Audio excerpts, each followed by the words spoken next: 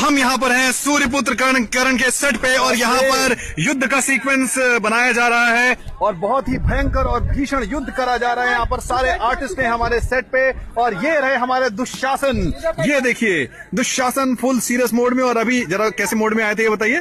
ये रहे serious mode में और ये रहे हमारे भीम भाई साहब लाइन याद करने में लगे हुए हैं। और जैसे कि आप देख सकते हैं बहुत ही मैसिव सेट है हमारा। नारगोल में शूटिंग कर रहे हैं, गुजरात में है। एंड ये रहे हमारे अश्वत्थामा।